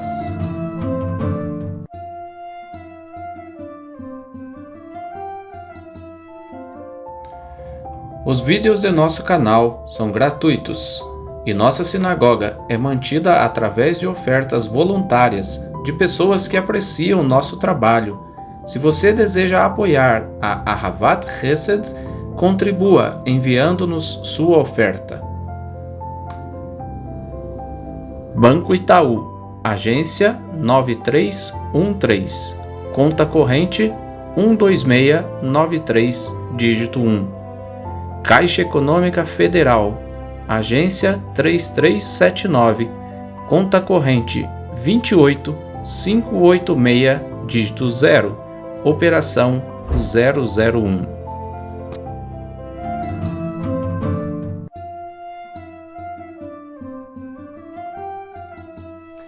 Retomando então o nosso estudo de hoje, a gente está falando sobre Romanos capítulo 3 e agora a gente vai, nesse terceiro bloco, estudarmos o versículo 3 e 4. Romanos capítulo 3, versículo 3 nos diz assim: E daí? Se alguns não creram, a incredulidade deles virá a desfazer a fidelidade de Deus? De maneira nenhuma. Seja Deus verdadeiro e mentiroso todo homem. Segundo está escrito, para seres justificados nas tuas palavras e venhas a vencer quando fores julgados. E aí, Malarré, esse texto aqui é muito importante na questão de uma teologia cristã, né, que é chamada de teologia da substituição. Né? E qual que é o erro da teologia da substituição? Dizer que Deus rejeitou a Israel e colocou a igreja no lugar de Israel. Né? Isso, e uma rejeição definitiva. Então, muitos movimentos religiosos tendem a ter a ideia de que não tem nada mais a Israel. Então, essas igrejas, essas comunidades defendem que o povo de Deus é os gentios hoje, o judeu tem salvação, mas é individualmente quando faz parte dessas igrejas, e que não tem nada mais, acabou, Israel está perdido, não creram em Yeshua, acabou para eles. Só que daí, o que ocorre? Eles não veem as partes importantes. Atos capítulo 1, que Yeshua os apóstolos perguntam, será esse o período, o tempo que restaurarás o reino a Israel?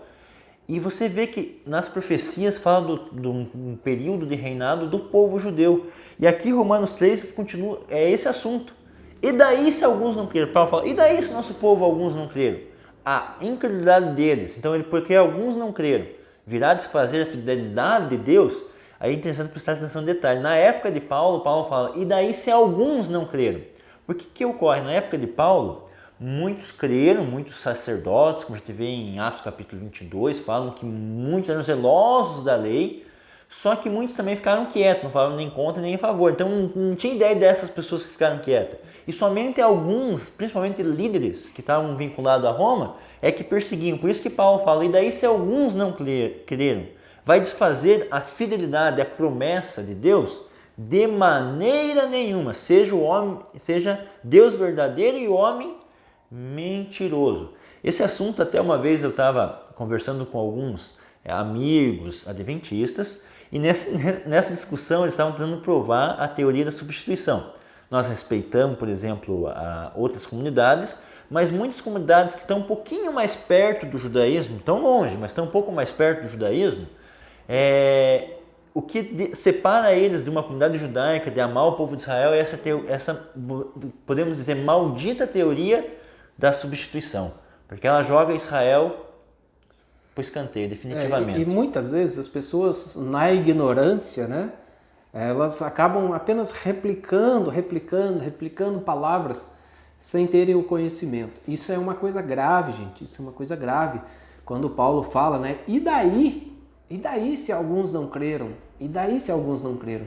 Primeiro, assim, a gente acabou de ler nos blocos anteriores aí, falando de Atos, né, capítulo 28, 26, ali no julgamento de Paulo, quando ele reuniu os anciãos judeus ali de Roma, ele procurou persuadi-los a respeito do Mashiach e alguns aceitaram, outros não. Mas todos eles eram anciãos judeus, né? Anciãos da comunidade judaica, frequentavam certamente a sinagoga. Alguns aceitaram que Yeshua era o Mashiach, outros não. Significa que esses que não aceitaram, rejeitaram a Torá? Não, eles eram cumpridores da Torá. Eles rejeitaram o pensamento de que Yeshua era o Mashiach. Mas eles eram cumpridores da Torá.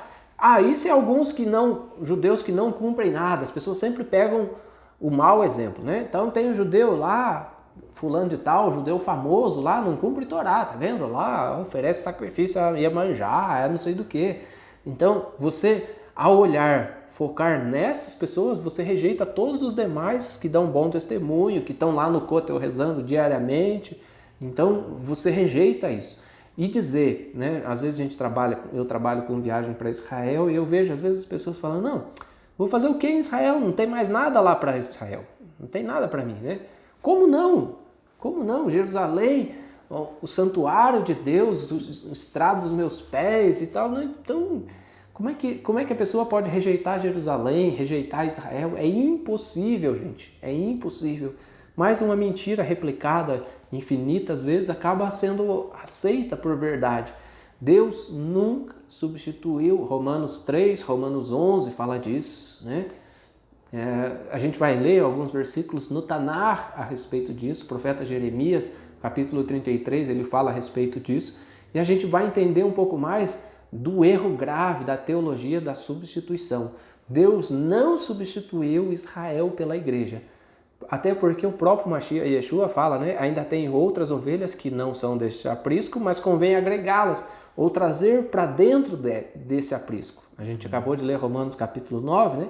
Que fala que são os israelitas que pertencem-lhes à adoção de filhos. Então Israel adota esses filhos que abraçam a Torá. Mas não que Deus rejeitou Israel. Não, Deus não rejeitou de forma nenhuma, né? Mas não desfaz a incredulidade dos judeus de parte deles. Alguns não crerem, a incredulidade deles não desfaz a fidelidade de Deus. E é interessante, eu gosto sempre de dar um exemplo. Tem a parte hoje, muitas comunidades defendem, não, eu sou judeu israelita espiritual. Algo interessante é o seguinte, todo o israelita espiritual, ele tem que se tornar um israelita físico, tem que fazer parte do israelita físico. Mas nem todo israelita físico é espiritual, isso é importante.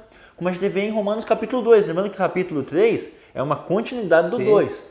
No capítulo 2 vai falar que judeu verdadeiro quando ele fala espiritual, não é só o da carne, é aquele que cumpre os mandamentos de Deus.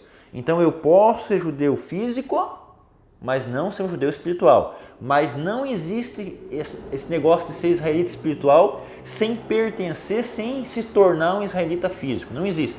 Você vai ter que ter as duas circuncisões. Você vai ter que ter do coração, né? E da carne. A pessoa fala, bate no peito, não, eu sou circuncidado no coração. E a propósito, gente, é uma coisa bem comum hoje, né? O judaizar, né? O judaizar das igrejas. O cidadão é lá um pastor evangélico de um movimento qualquer. Aí ele começa a conhecer um pouquinho da Torá. Aí ele viu, não, agora eu sou judeu messiânico. No outro dia ele se auto-intitula rabino, né? Sim. Isso é grave, gente, isso é grave, hein? Porque quem foi que te separou para rabino? Quem foi que te consagrou, vamos dizer assim? Quem foi que te deu um certificado de conhecimento de nível rabínico, né? Isso depõe contra Malachi, isso depõe contra. A pessoa simplesmente, não, eu sou rabino da sinagoga tal, eu sou rabino de não sei do que. Você é rabino? Você é formado em qual yeshiva? Você estudou em qual yeshiva? Você tem que nível? Qual é o seu nível de conhecimento da fé judaica, né? Porque cada um pode dizer que é o que quiser ser, mas usar o termo eu sou rabino para atrair discípulos é complicado, porque muitas vezes essas pessoas sequer conhecem a Torá, nem sabem as divisões das parashiot, né? Não existe um rabino, eu particularmente falo isso, né? Que não existe um rabino que não conheça as parashiot, as porções da Torá. Não existe um rabino que não conheça os 613 mandamentos, os 13 princípios da fé judaica, determinados por Maimônides. Não existe um rabino, de verdade, não existe um rabino que não conheça quem foi Rambam, né? Não conheça a história, né? Não conheça Rashi. Como Malachi mencionou lá, não, você lê muitos livros judaicos.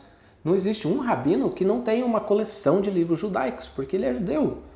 Aí você está lá cheio de livros evangélicos. Eu não sou contra os livros evangélicos, tá, gente? Mas assim, a sua estante está recheada de livros evangélicos. Aí você se autoproclama rabino. Uhum. Aí você fala, mas o que Rashi fala? O que é Rashi? O que é isso? É de comer? Eu não sei o que é. Né? Onkelos, né? A Mishnah, o que é Mishnah? Mishnah é raça de cachorro? Não sei. Né? Daí você fala, não, mas você não é rabino? Sou rabino. Não, você não é rabino coisa nenhuma. Não é coisa nenhuma. Então, as pessoas não podem simplesmente se apropriar de termos judaicos e se autoproclamarem rabinos, mestres e tudo, se não são, gente.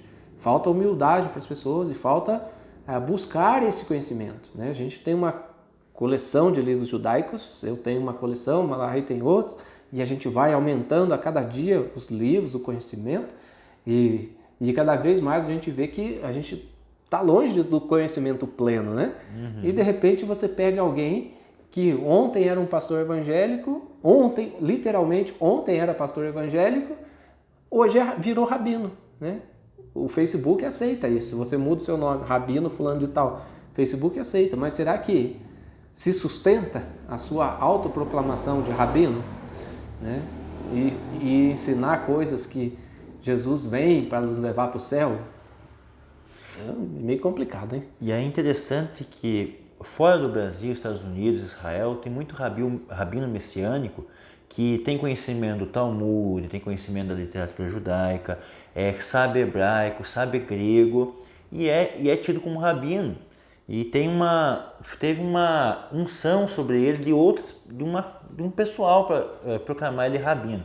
E a gente vê que hoje tem que ter isso. Para você ser considerado um rabino, vamos supor, médio, um rabino normal, podemos assim dizer, você tem que saber hebraico. Se é messiânico, tem que saber o grego para poder defender o Novo Testamento de uma forma bem assídua, de uma forma bem correta. Você não precisa concordar com tudo que está no Talmud, não. Mas tem que conhecer o que é o Talmud, ter estudado o que é, visto o que é, minimamente saber, né? Por cima. Então, para você ser um rabino que pelo menos tenha isso. Tendo isso, aí você vai ser pelo menos um rabino.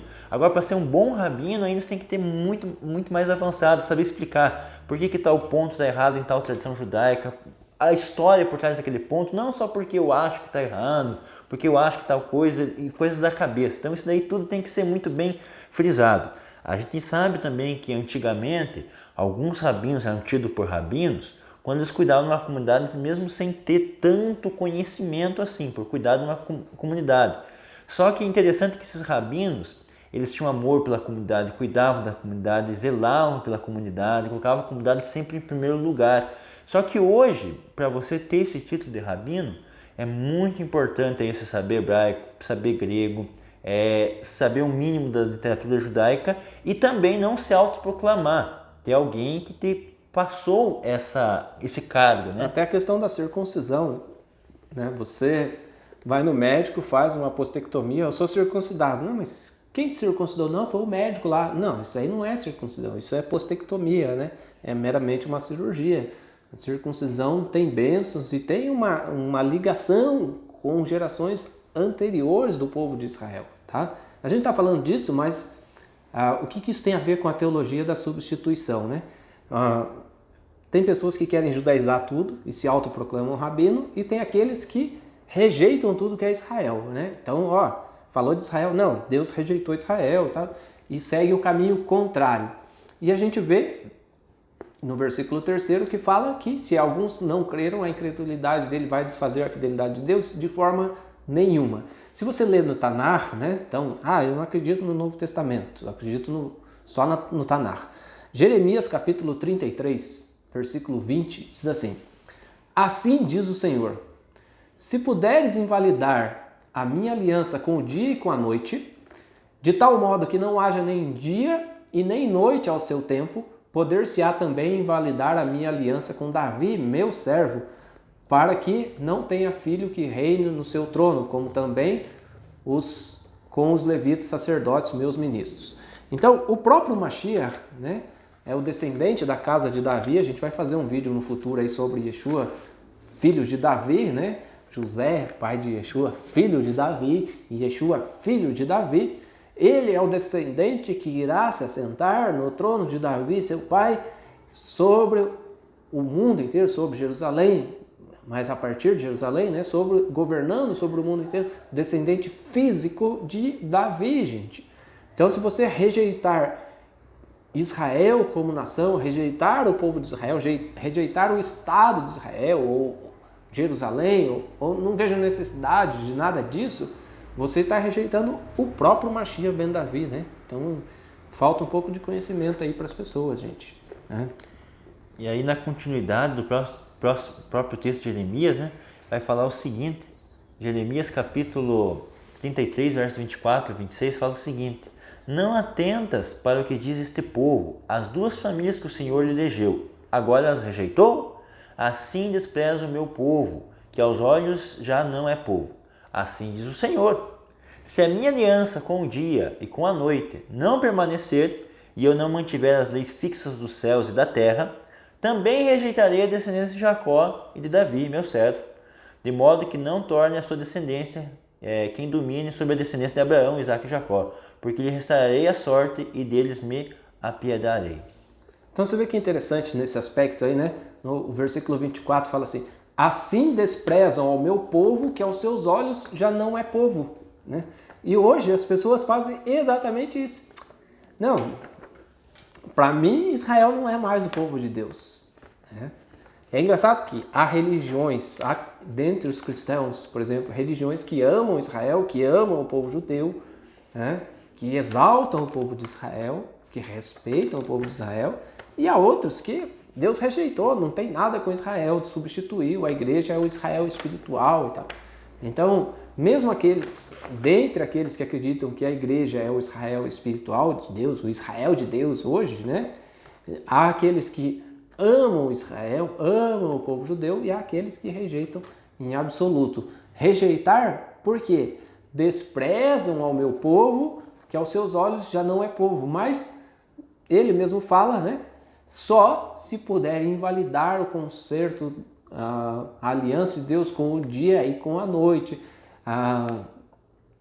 se puder não mantiver as leis fixas, né, do céu e da terra, também rejeitarei a descendência de Jacó e de Davi. Então, continua existindo dia e noite? Sim. Continua existindo as leis da terra, as leis da física? Sim. Continua existindo tudo? Sim. Então, Israel continua sendo o povo de Deus. Então, você precisa ter essa consciência, né? Você precisa ter essa consciência. E quando você decide pela conversão, eu quero fazer parte do povo de Deus. Então, você precisa se aproximar de Israel, abraçar as alianças, como diz Isaías, capítulo 56. Aí sim, Deus vai te acolher, Deus vai te receber e os seus sacrifícios serão aceitos no altar de Deus, né?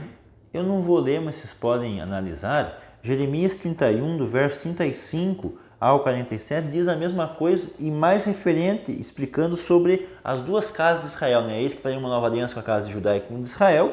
E em Jeremias 31, 35 ao 37, fala que enquanto existir sol, existir estrela, o povo de Israel será o seu povo. Então, continua existindo isso. Então, o povo de Israel continua sendo o seu povo.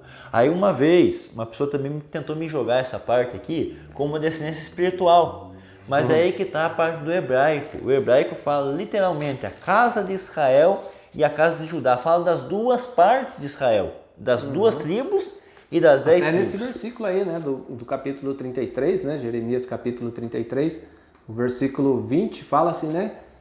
24 fala: não atentes para o que diz este povo, as duas famílias que o Senhor elegeu, né? As duas famílias são as duas casas, a casa de Judá e a casa de Israel, né? Então, falta esse conhecimento aí para as pessoas, né? Vamos ver um pouco nos Salmos, Salmos capítulo 89, eu vou ler a partir do versículo 30 para contextualizar para vocês. Se os seus filhos desprezarem a minha lei e não andarem nos meus juízos, se violarem os meus preceitos e não guardarem os meus mandamentos, então punirei com vara as suas transgressões e com açoites a sua iniquidade.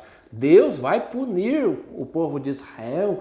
Então, Deus puniu, Deus levou o povo de Israel em cativeiro, no cativeiro babilônico, né, por 70 anos. Deus castigou severamente os filhos de Israel pela sua desobediência, mas no versículo 33 do Salmo 89 diz: mas jamais retirarei deles a minha bondade, nem desmentirei a minha fidelidade. Não violarei a minha aliança e nem modificarei o que os meus lábios proferiram. Deus falando. Uma vez jurei por minha santidade. Deus jurou por si mesmo. Seria eu falso a Davi? A sua posterioridade durará para sempre, ou a descendência de Davi, e o seu trono como o sol perante mim, o trono de Davi. Ele será estabelecido para sempre como a lua e fiel como a testemunha no espaço. Tu, porém, o repudiaste, o rejeitaste e te indignaste com o teu ungido. E daí segue o texto, né?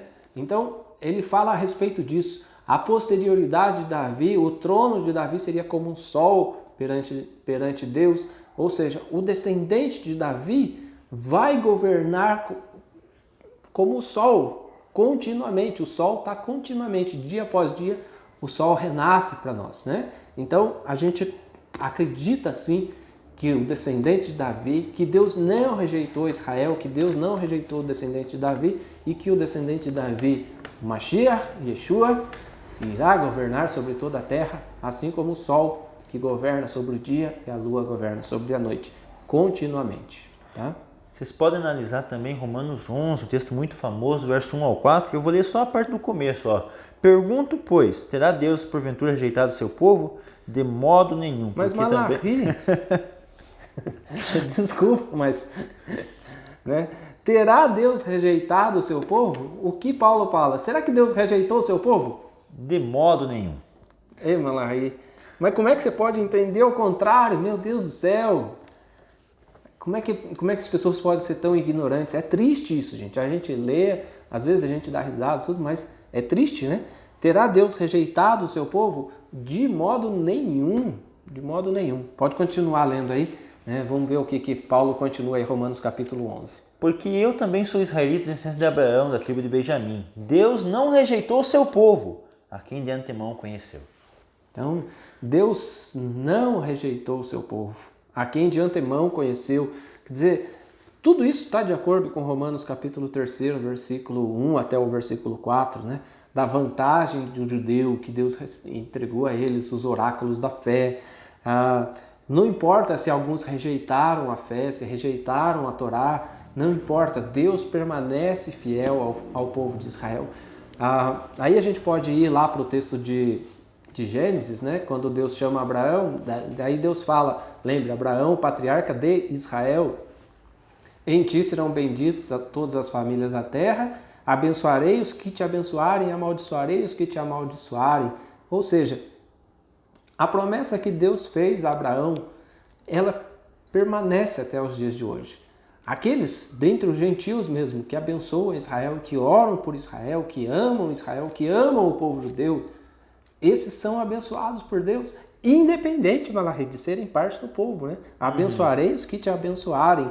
Então, independente de você ser judeu, abraçar a fé judaica, abraçar a Torá, mas se você é um evangélico, se você é católico, se você é de qualquer outro povo, mas que ama o povo judeu, que acolhe os judeus, que abraça os judeus, Deus promete que vai te abençoar. Abençoarei os que te abençoarem.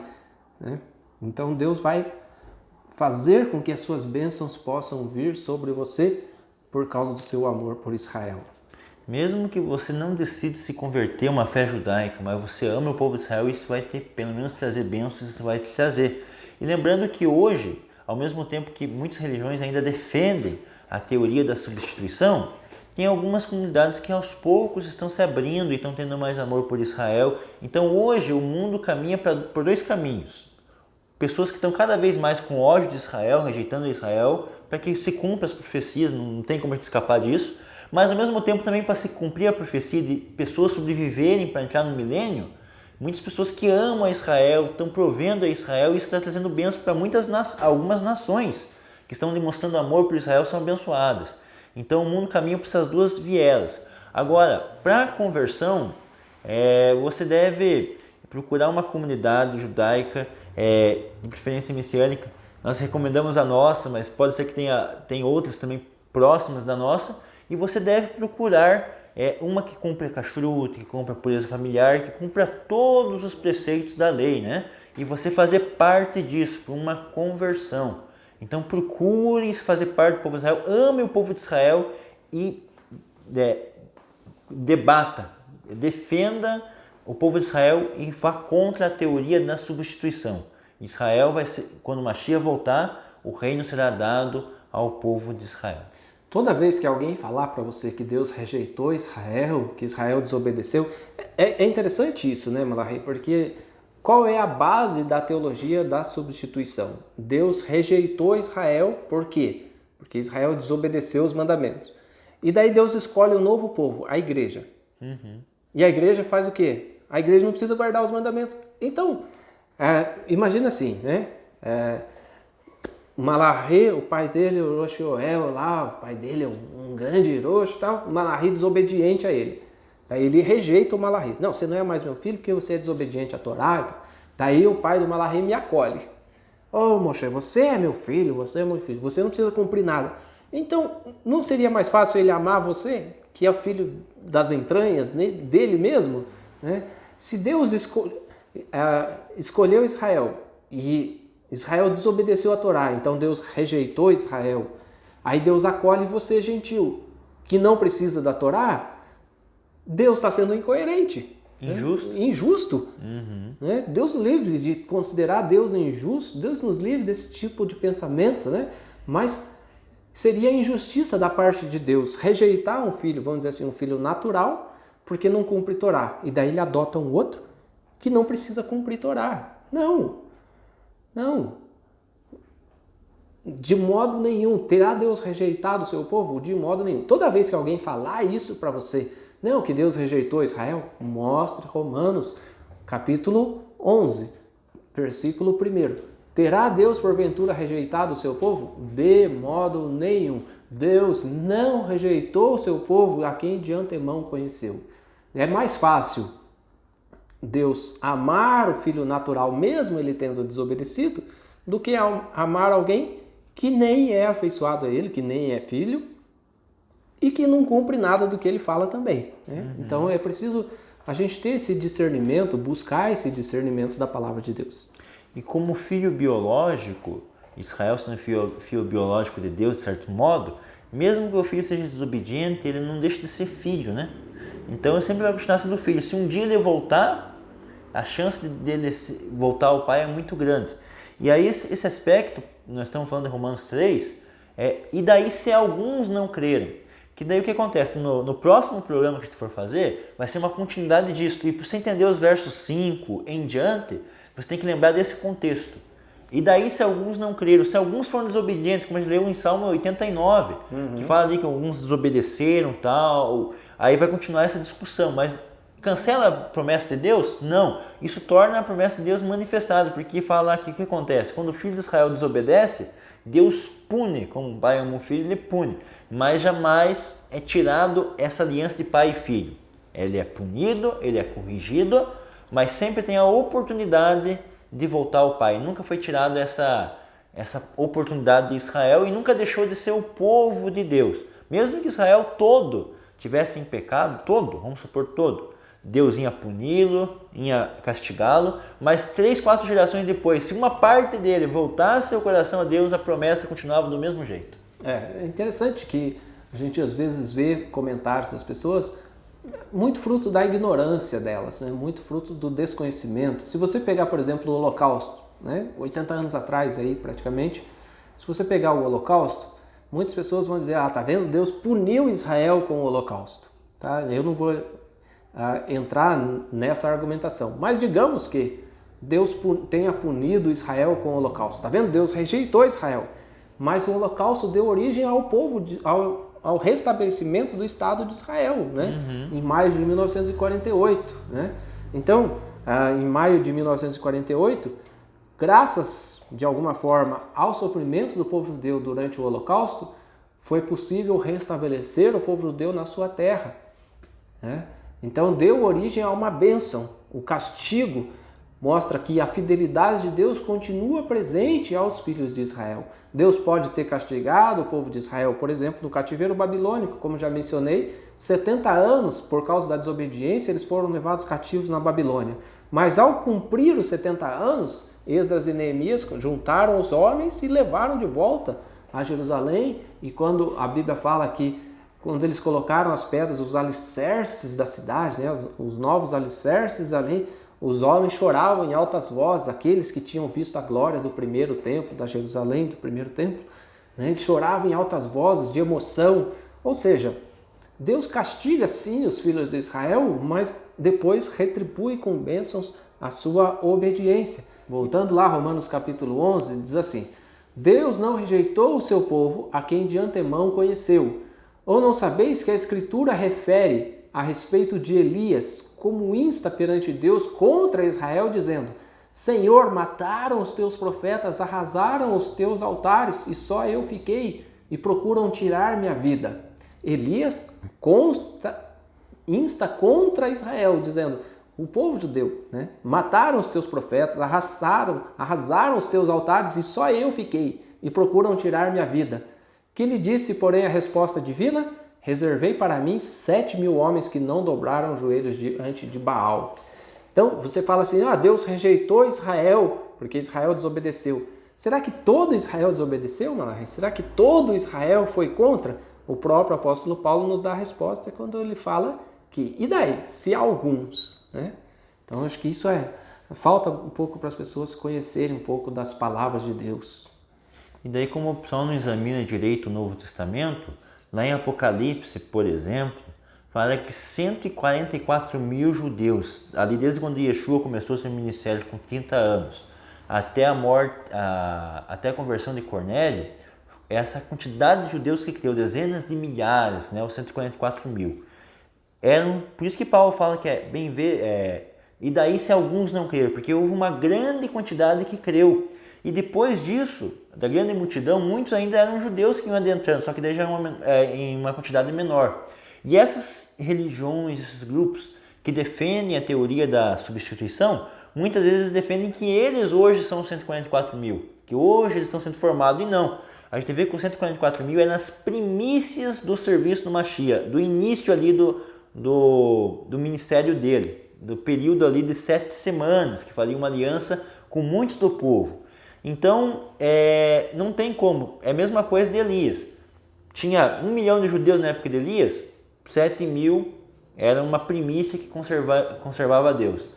E ali tinha 2, 3 milhões de judeus na época de Yeshua, tinha 144.000 que eram as primícias que criam em Yeshua. Então sempre teve uma primícia, uma parte, uma porção que cria no Deus de Israel. Até hoje, né, existe aí o movimento dos Testemunhos de Jeová, por exemplo, que acreditam que ainda estão sendo selados os 144.000.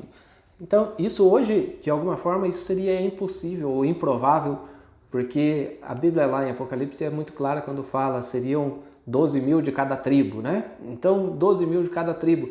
Então, digamos que tenha um testemunha de Jeová hoje que é selado lá para ser, ele é dos 144.000, você pergunta para ele de qual tribo de Israel você é. Primeiro tem que ser circuncidado, né?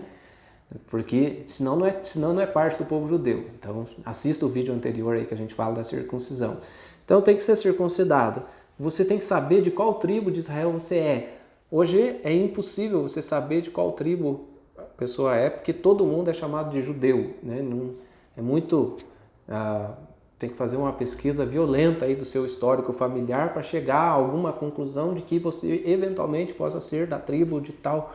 né, da tribo de Naftali, de Gad, de Asher, por exemplo, de Zebulon, não sei, né? Então, e como é que você pode ser primeiro fruto se você está lá no 2.000 anos depois, né, de Yeshua? Não faz sentido, mas o desconhecimento é que leva a isso, né? Bom, gente, a gente está chegando ao final desse primeiro programa de Romanos capítulo 3. Esperamos que vocês tenham gostado da argumentação aí, que isso possa trazer mais conhecimento para você. E na semana que vem, se Deus quiser, a gente continua aí Romanos capítulo 3, a partir do versículo 5º. Vamos falar de temas relevantes aí, esperamos contar com a participação de todos vocês, tá bom? Dê um joinha, compartilhe aí com seus amigos nas redes sociais, o link, compartilhe aí os vídeos e coloque firme no teu coração a certeza, a convicção de que Deus nunca rejeitou o seu povo de Israel, tá bom? Então hoje no nosso estudo a gente viu 2 temas principais, que é o culto, o serviço, a tradição, tudo pertence ao nosso povo, e o segundo ponto, contra a teoria da substituição. Espero que vocês tenham gostado, que Deus abençoe cada um de vocês, e Shalom Aleichem. Shalom, voltamos na semana que vem.